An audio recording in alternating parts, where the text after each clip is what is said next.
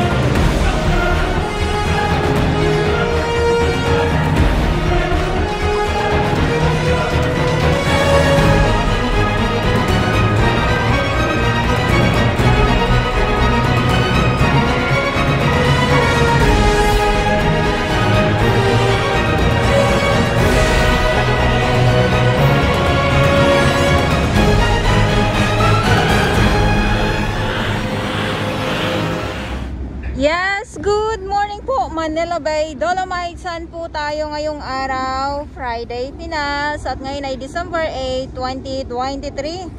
At ito yung ating Dolomites. Nasa phase 2 tayo. Ayan, at nasa kasagsagan ng tirik ng araw. Grabe naman ang tirik ng araw. Grabe ito. Ayan, at good morning sa inyong lahat at sa mga baguhan. Yes, welcome sa channel ni Miss Jelani Dora Baus. Mahalin niyo po ako ng buong buo. Yun ay hindi galing sa ilong ng maisingaw. Garo sa buwan. At sabi ko nga, nasa 2 tayo. At ito yung ating mga tahong na mga maliliit. Ayan, dahil sobrang init, sabi ko nga ay talaga naman nakahanda na po ang aking payong. Ayan, so sa mga viewers ko, nakakain daw. Sino ba ang pwedeng kumuha nito na kainin itong mga shell na walang mga laman? At dito, no, paalala ko lang, bawal pong manguha ng mga lamang dagat sa Manila Bay, Dolomite Beach po. Marami po kasi tayong mga viewers na umiiyak. At meron din tayong mga viewers na talaga naman nirarayuma na po dahil ay bakit puro na lang daw mga tahong ang aking pinapakita. Ano ba dapat ang ipakita ko? Sayang yung basura na nakuha talaga dito. Nakakapanghinayang yung mga ng mga basura, 'di ba? Ang dami pa ding mga ang dami pa din pong mga tumitilaok. Ang daming tumitilaok. Ayan, nasa 2 tayo, nasa phase 2 tayo ha. Ulitin ko lang po.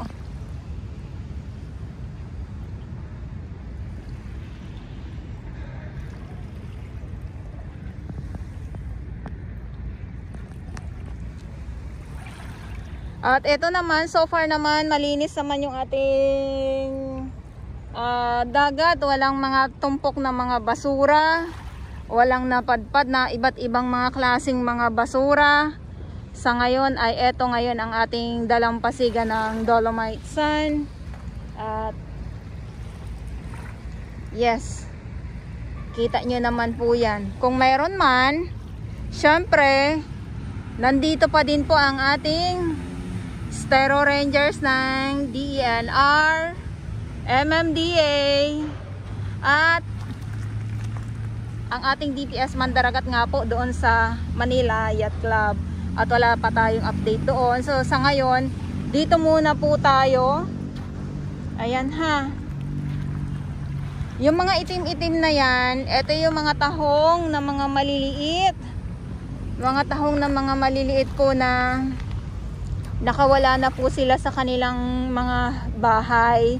Na pag nagsusobrang low tide po ay pag nainitan sila, ayan, pag nainitan sila ay kumbaga nasisira po sila.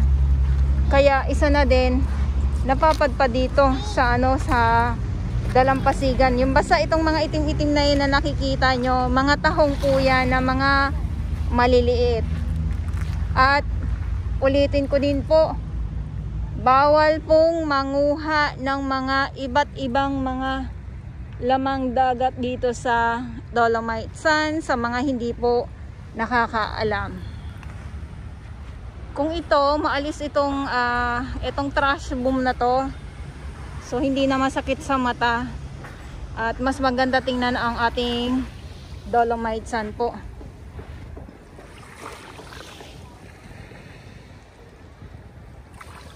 Diba? Sana ganito lang talaga na malinaw. Ayan. Malinis.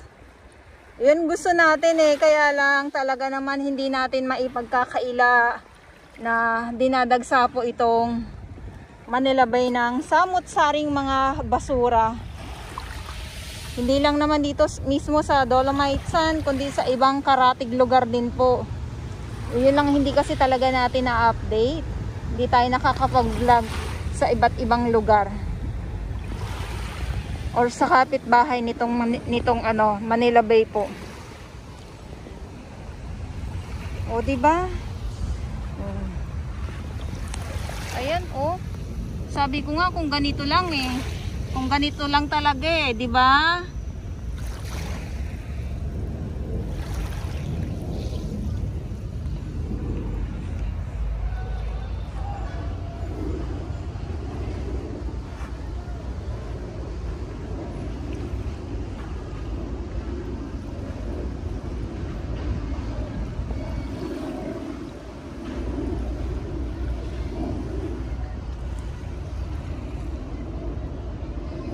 Ang linaw.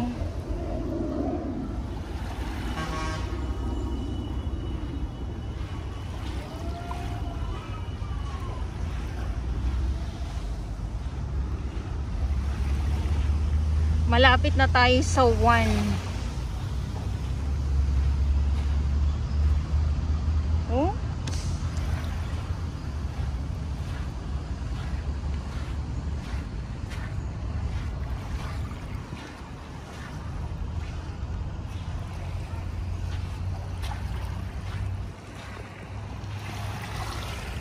Mga isda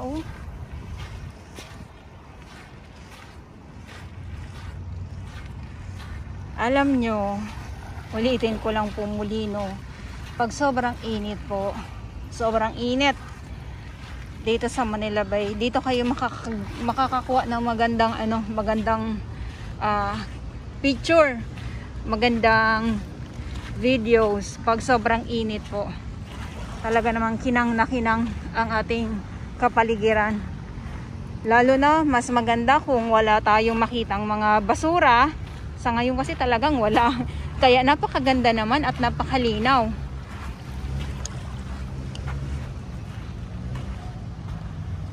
Ayan, so ito yung update natin ngayon dito sa Manila Bay Dolomite Sun. At ulitin ko lang po. At sa mga baguhan, yes, welcome sa channel ni Miss Jelani Dora Bas. Mahalin niyo po ako ng buong buo. Yun ay hindi galing sa ilong ng mga singaw. Garoswan at ngayon ay December 8, 2023.